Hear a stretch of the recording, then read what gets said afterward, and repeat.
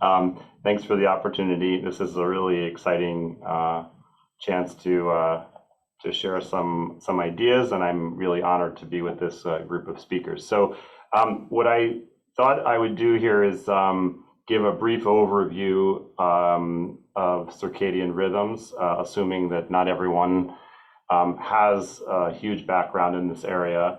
And then I'll also show some examples of research from my laboratory and others that focus on how we can measure rhythms across different parameters and different techniques.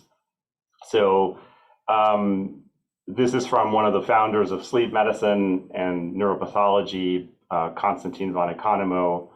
Our entire life takes place in the alternating change of two biological conditions, the waking and the sleeping state. And indeed, our whole lives are organized according to a light-dark cycle. I love this image because this is from a movie, a Swedish movie by Ingmar Bergman, where a man falls asleep and wakes up, ends up in his hometown, looks at the clock in the middle of the town, and there's no hands, and this sort of sets off an existential dilemma that becomes the basis for the movie. This is not to encourage you to watch that painful movie, but more to sort of highlight the idea that without time, we really lose a major organizing principle for our lives and our biology. And so because we live on a rotating planet, I mean, arguably the most basic thing that ties us to the planet is the fact that it rotates, maybe besides gravity.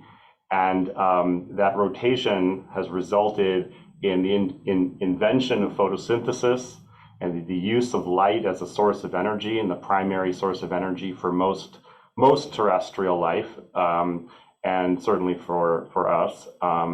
And as a result, we have adapted to this light-dark cycle by organizing our internal metabolic and physiological systems to both synchronize with and anticipate this oscillatory geophysical reality that we exist in. And so more broadly, this anticipatory mechanism is represented as a veritable clock in our bodies, which we'll discuss in a moment. And why do you need this clock? Well, you can go to any town in the world almost, and in the center of that town, you'll see a clock of some form or another. And this is just sort of emblematic of how much we use timing as a way of organizing where to be, when to be, how to know what to expect. And so fundamentally, clocks are prediction mechanisms. And this is, of course, the most famous one. On the right is the flowering clock, which was one of the origins of chronobiology. So when we're talking about circadian rhythms, what do we mean? We mean rhythms that occur about a day in length. They have a periodicity of about 24 hours, but from a research standpoint, we extend that periodicity about 18 to 28 hours, give or take a little bit. And this, of course, circadian comes from the Latin circa dia, and this is to be differentiated from other oscillatory phenomena. So, for example, the migratory patterns, which are infradian or take longer than 24 hours, or ultradian rhythms, for example, your heart rate or your EEG rhythms, or a whole host of others that are far less than that far shorter periodicity. When we discuss circadian rhythms, there are a few principles that are important to keep in mind.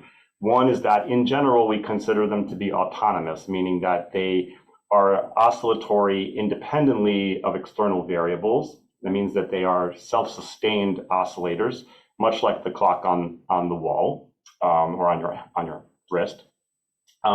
In exothermic organisms, that is organisms that can't endogenously regulate their temperature, it's very important to realize that clocks are temperature compensated, which means that they do not lose time despite changes in temperature. So that means there are intrinsic mechanisms within the timekeeping system that allow it to keep time despite changes in external temperature. That's actually not very well understood, but it's a really, really important property of circadian clocks. And the last, which is perhaps the most important from a medical standpoint, is the fact that clocks are entrainable. So even though they're autonomous, meaning that they will beat on their own, they can synchronize to the external environment. And the most obvious synchronizing cues, or cues that when we say something is a synchronizing cue, we usually use the term Zeitgeber or Zeitgeber, which means light giver, time giver. And the most common Zeitgebers, or the most powerful, are light and food, although there may certainly be others. Is this important? Yes, it's important. You've already heard several examples from my colleagues about the role of circadian disruption and circadian rhythms in health. And I won't spend a lot of time belaboring this, but I think the field is undergoing, not to make a joke, but the field is undergoing an awakening now about how important this rhythmic organization is to medicine. And so there are a host of quite good reviews now that are sort of highlighting how important this is. And I think we're really at the beginning, I hope, at the beginning of a new dimension in applying circadian principles to medicine. I'm a neurologist, so there are specific examples where circadian rhythms and sleep have been linked to a whole host of neurological disorders, from neurovascular disease to intellectual disability and developmental diseases to neuropsychiatric disease, paroxysmal disorders like epilepsy, and then of course neurodegenerative disorders, which have been briefly alluded to.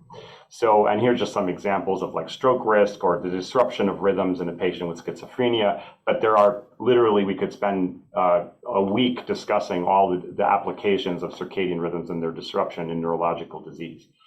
For this audience in particular, it's important to understand that clocks are one of the pillars of understanding sleep. Currently, one of the models that most of you probably know that has gained the most purchase over the past 30 years or so is the two-process model, which invokes the interaction between an autonomous circadian clock and a state-dependent homeostat in the regulation of sleep need. And so these two processes are thought to interact, although to be honest, their interaction is how they interact is still largely unclear. So briefly, for those of you who are not so familiar with this, what we really mean is that there's an state-independent system, like a clock on the wall, that will regulate your need to sleep as a function of its internal state, as a function of its internal oscillatory state, where it is in its own oscillation, as opposed to a state-dependent mechanism, which is dependent on, for example, how long you've been awake. So the longer you're awake, you get sleepier and sleepier. You then discharge that state by sleeping, and then the process renews. And these two processes interact to regulate sleep. And of course, when they are disrupted, we get sleep problems. Now, these are sleep and circadian rhythm disruption is crucial. I'm a pediatric neurologist, so I just thought I had to mention the fact that these processes react and are crucial to many neurodevelopmental diseases, and actually how I got into this field in the first place. And disruption of these rhythms and of sleep result in problems with behavior, learning, memory, metabolic disorders, truancy, mood disruption, worsened quality of life, and for patients with epilepsy can certainly affect the threshold for having seizures. Some examples, and this is by no, this list would be, there are hundreds of disorders for which this has been demonstrated. Autism spectrum disorders, rare syndromes like Smith-Magenis, Fragile X syndrome, tuberous sclerosis, complex Kleefstra syndrome, Phelan-McDermott syndrome. There are a whole host of these for which sleep and circadian disruptions are not only identified as being a clinically important component of the disease, but there's emerging evidence that sleep and circadian disruption may actually even be fundamental to the disorders. And what are the mechanisms? So how do we start to unpack this and study it? Well, To understand how circadian rhythms might affect the underlying biology of medically eloquent disorders, we need to understand how they work. So let's look into the clock. So in 2017, most of you know that the description of the underlying circadian oscillator was awarded the Nobel Prize. This was really awarded for the cloning of the PER gene in the fly, but that opened up the field and allowed other contributors, including Joe Takahashi, to sort of then identify the clock gene in mice and its partner BMAL. So the reason I show this is because it's absolutely essential to understand that all cells, or virtually all cells in the body, have this mechanism. They have there's an intrinsic clock that is represented by this transcription translational feedback loop, or the TTFL. So you have here the BMAL and clock transcription factors that drive gene expression. They make genes, including the PERS and CRIs, among others, that then feed back on the system that made it. And so it's a positive and negative limb that takes roughly 24 hours to complete. And what the beauty of this is that this system is effectively representing inside the cell, in the nucleus and cytoplasm, what's happening in the world. So this beautiful intrinsic oscillator is anticipating an oscillation that's happening on a geophysical level, okay? So this is the most important slide in my whole talk. I mean, there's a bunch of other stuff I'm going to show you, but this is the most important thing to understand, is that circadian timekeeping is a multi-scaled organizing system. And what do I mean by multi-scaled? What I mean is that we can study circadian rhythms because circadian rhythms are a cellular phenomenon. They exist at the level of the individual cell. We can study them at the level of cellular function, molecular function, signaling, protein dynamics, the interaction between cells and tissues, signaling between those tissues, the physiology of an organism, the behavior of an organism, and then even the behavior of multiple organisms and how they interact together. And the beauty of studying this system is that you have a unified lens or a unified output, which is this underlying oscillatory behavior of the system, but you can study it from nuts to bolts, from soup to nuts, whatever you want to say.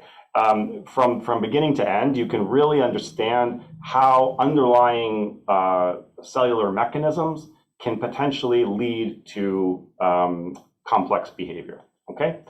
So examples for this in the brain are that there's circadian phenomena exist at the level of synapses, of circuit activity, in fluid dynamics in the brain, in the vasculature of the brain, the immunity of the brain, and then of course behavior regulating, most obviously sleep-wake cycles. That's the one that we all know and it's most manifest, but also appetitive drives, complex behaviors like certain forms of memory, aggressive behavior, sexual behavior, etc.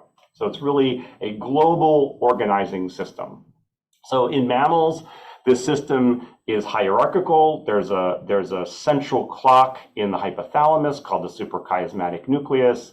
It is necessary and sufficient to organize clocks throughout the body, including throughout the brain. So this SCN, which sits right behind the optic chiasm and receives light input from the eyes, organizes through both neural and humoral mechanisms a synchronization of the body clocks throughout the body. Now, when we talk about rhythms, I know this is super basic, but just want to make sure everyone's on the same page. There are three main things that we study, although there are certainly others, but three most important things, obviously, just to remind you guys all of high school, or maybe even before high school math. You have amplitude, which is the height of the oscillation. You can have diminished amplitude. You can have a change in phase where the oscillation is the same, but it starts at a different point. And then, of course, you can also have period, where it's the time between the peaks or between the troughs, and the period can extend or it can shorten. Okay, so amplitude, phase, and period. So let's start with one way we measure this in animals. One of the most obvious outputs of circadian rhythms is behavior and animal behavior. So we often, in my laboratory and in many others, we use the nocturnal mouse, and mice love to run around. And probably, we have these behaviors in part because we are trying to avoid folks that might want to eat us at night. There we go. And so here's an example of how we measure this activity. So this is from a study by a postdoc in my lab, Sarah Ferraro. This was part of her graduate work. And what you can see is that what we're looking at here is something called an actogram. And this is really the output of animal activity. And what you see is when the animals are kept in a light-dark cycle, they entrain to that light-dark cycle, so they're active at night, okay? And then they're sleeping most of the light period because they're nocturnal mice. And then when you remove the light-dark cycle, so you just keep them in darkness, the internal oscillation of the suprachiasmatic nucleus keeps the circadian rhythm going, but the animal starts to demonstrate a slightly longer period, okay? Here, what Sarah did is she applied a drug, and you can then see how the rhythm changes. So this is one way you can take a clinically relevant question and apply it to this behavioral system. And this data is easily analyzed and can give you sort of crucial information about the underlying organization of circadian rhythms. This is another example from my lab. This is wheel running, where we have, we're comparing like different mouse lines. This is a mouse version of the tuberous sclerosis, which is a neurodevelopmental disease. The details don't matter here, just to show you that you can measure, again, here what we're looking at is a phase shifting behavior. So we change basically like jet lag the mice, and we see how fast these mice respond. And you can see that there's a change in this mutant. And then if we make a manipulation, we can rescue that. So this is very, very robust behavior. It's very, very reliable, and it's relatively easy to implement. So beyond this basic behavioral outcome, we can also look at various aspects of physiology. So we take an animal, and you can instrument an animal in a whole host of different ways. And this is one example. We can use like either implantable devices or telemetry devices, et cetera. There are a whole host of things we can do. And these are just some examples. There's many, many others, but some examples of, for example, core temperature, which is strongly oscillatory and strongly dependent on the circadian rhythm, heart rate, respiratory rate, the movement of the animal, as we've just discussed. And then, of course, EEG, EMG, if we want to look at sleep or patterns, circadian patterns within the EEG. So these are some examples, again, from my lab. So if you take, again, comparing, these are really just control data, but like here what we're doing is we're actually doing metabolic testing, and you can see it's strongly circadian. So here I have 3 days of oxygen use or respiratory exchange ratio, and here we're comparing several lines of mice, again, relative to this neurodevelopmental disorder, tuberous sclerosis. The details of that are not important, just to show you that we can measure robust circadian rhythms in a whole host of ways that are easily analyzed. Here's another example where we're measuring core body temperature. You can see that we can then represent this as on a circadian pattern to show like when the peaks are actually occurring in circadian time. And we can actually then compare, I don't know why it's doing that, sorry. Anyway, it's basically what I'm showing is that these are controls, and the actual mutant, this rhythm is completely disrupted. I'm not sure why my animation is a little bit funky, but I'll just keep going. Okay, so beyond behavior, this global animal behavior and metabolism, we can actually now let's go into the next scale. So we can look at like sort of the central oscillator. And so, for example, just to remind you, in the human brain, this SCN is sitting right in the ventromedial hypothalamus, these two tiny nuclei. In mice, you can actually explant this nucleus and keep it alive in a dish. This is from the laboratory of David Welsh at UCSD, and you can actually watch this thing oscillate over long periods of time as long as you keep the tissue healthy. This is a work from another postdoc in my lab from his graduate work demonstrating how you can explant the SCN and then the suprachiasmatic nucleus, and then do all kinds of sophisticated manipulations using optogenetics and mimicking light responses. And you can do very, very detailed analysis, again, of a similar output, but now at a different scale, at the scale of the tissue of the SCN of the central oscillator. Okay. Now, I spoke a lot about how rhythms are fundamentally cellular processes, and indeed, whole host of cellular phenomena are under the control or control circadian clocks. And those include DNA damage responses, protein synthesis, the folding of proteins, the assembly of proteins, autophagy, which was just discussed very briefly at the end. So autophagy is strongly circadian. Mitochondrial function, et cetera. And so really, depending on your interest, you can look at cells and actually study them in a dish and actually study circadian clocks in a dish, which is something we do quite regularly. This is just to remind you that there's this underlying oscillator. And so when you want to study a cellular phenomenon in a dish, you need a cellular system. You need a way of synchronizing that system because cells explanted or kept outside of a centrally organized system, they will eventually desynchronize from one another if left in a dish. So you need to resynchronize them. You sort of apply stimuli or temperature or Zeitgebers to basically essentially mimic what happens endogenously, we think. And what you then need is you need an output. So that output could be something cellular, it could be something molecular, or and one of the most common things that we use is a reporter system. So we take, for example, one of these genes and we apply a reporter to it. And this is not something I invented. This was invented by, really pioneered by Joe Takahashi and John Hoganish.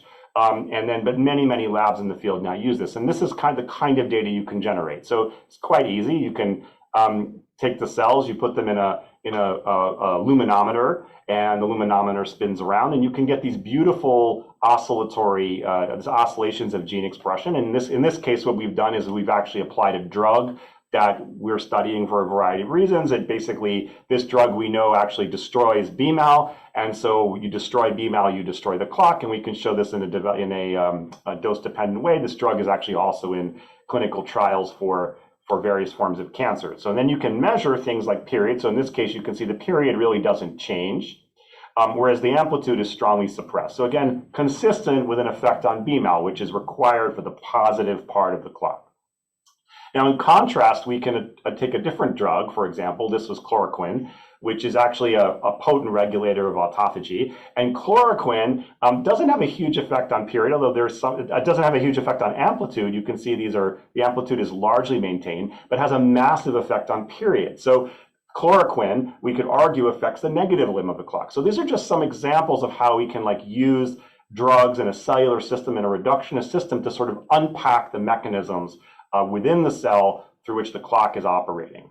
On a really cellular level, we can even look at the clock components. So for example, in this case, we've taken fibroblasts and we've stained the fibroblasts for the BMAL protein. And you can see at this point of the oscillation, when it's at the peak, you actually see a lot of the BMAL is in the nucleus. And then at the trough of the oscillation, most of the BMAL is in these sort of condensates or puncta, mostly in the cytoplasm, although some in the nucleus as well. And we can actually see the size of these puncta oscillate. So the organization of the clock system within the cell is also oscillating. So there's another way we can measure circadian rhythms. We can take this to another output entirely and look at something like protein synthesis. So this is something that I found in some of my earlier work and something we're continuing now. So for example, this is an output for looking at protein synthesis. You can see, for those of you who are not used to looking at this, you see the high, low, and high, and you can see this internal oscillation of the making of protein. And then when you disrupt this gene that's again in the tuberous sclerosis pathway and the mTOR pathway, you get a massive change in the scale of that oscillation. Okay, so this is another example of a rhythmic process that we can directly measure at the cellular level. Now, we can take this to a subcellular level for even further, and this is really important, we think, for the brain. And this is something that we've recently done I'm just going to briefly now discuss a recent study from my lab that sort of highlights another example of this type of thinking. So just to highlight here that the regulation of complex cognitive behavior has been, the oscillation of complex behavior has been known for many, many decades, going back really maybe over 100 years, and has been shown to be conserved across vertebrates. But the mechanisms are still not entirely clear. We don't actually know how complex neural computations are actually organized in circadian time. And just to again remind you, you have this central oscillator, and one of the things it's regulating is oscillations in the brain. So actually oscillate the executors of these complex computations. And we really don't fully understand how that occurs. So one of the things we recently discovered, oh, and I just wanted to mention this here, it's really important to understand that time, unlike odors or taste or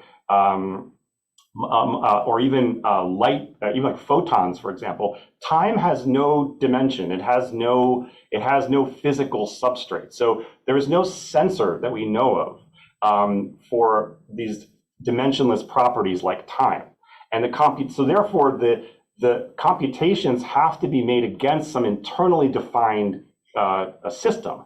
And so one could argue that that's one of the things that one of the scales of that internally defined system is the circadian oscillator. So we recently discovered, and this paper was recently published, that the clock protein BMAL, which is crucial for circadian rhythms, is actually found at synapses. So this is ultrastructural images of synapses from the mouse hippocampus, and the black dots represent BMAL right next to synaptic vesicles. We see actually both on pre and postsynaptic sides. This study basically there's a whole study looking at the mechanisms that regulate it, which I don't have time to get into, but I'll just tell you briefly that the amount of BMAL in the synapse seems to change with the circadian rhythm, and then when we disrupt the small changes in the BMAL protein, we can actually regulate how much of it is there.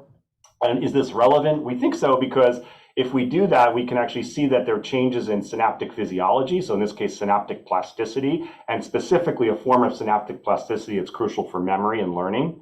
And we can see the biochemical correlate of that. So when we can see that the biochemical correlate is rhythmic in gray, and when we disrupt the rhythm of BMAL in the synapse, we disrupt this underlying biochemistry as well as the underlying physiology. And this has actual cognitive impacts on the mice. So yeah, this is like a little cartoon of that study. So the final thing I wanted to mention in the last 2 minutes is that I think we're at the dawn, I hope, of a kind of new paradigm here, where we really need to start thinking about how to measure clocks and circadian rhythms across scale. And so, and specifically, this is the way I believe that we'll be able to translate these concepts from the bench to patients. So we're currently engaged in a really exciting study that's hoping to sort of make a paradigm of this, where we have a disease-causing gene that we've manipulated in cells. So you can see when we manipulate that, it knocks the amplitude down, and the patients with this disease have really, really severe sleep problems. And we can do this both with, I don't show it, but we can do this both with knocking the gene down and also drugging the gene down, so drugging the function of the gene down. But then we can also, we've also now been collaborating with colleagues to send Fitbits to the patients and measure biometric data from them, take cells from the patient, bring them into the lab, measure their rhythms, and then actually get feedback from the patients to try and sort of corroborate specific molecular changes in the disease-causing variants with the cellular changes, to sort of understand which patients in these disease cohorts have circadian disruption, which don't. And then we can learn about ways of using that information to impact disease course, biomarker development, and then also learn something fundamental about how the circadian rhythm works. So why am I speaking at this thing, at this particular webinar? I think it's really important for us to move toward greater data sharing. I think especially, why is this important for circadian rhythms? I think it's particularly important because of what I discussed, which is that they're multi-scaled. And I think multi-scaled processes really benefit from accessibility to data across scale. So if you say something's multi-scaled, you really need to have data available to you that can be analyzed at the cellular, circuit, and behavioral level. I think novel methodologies, this will really help with novel methodologies. I think we really need more consensus building about how to analyze circadian data, what is considered circadian versus not. Of course, resource efficiency, that's obvious. And then I think really the goal would be to reduce barriers to innovation and sort of make us better scientists. I'll skip that. And I just wanted to say thank you. This is my laboratory, people who did the work. I wanted to highlight Ilaria Barone, who's a former postdoc who did all the synapse work, a really beautiful study. And I wanted to thank my collaborators here, some of them anyway. Okay, thank you so much for your time.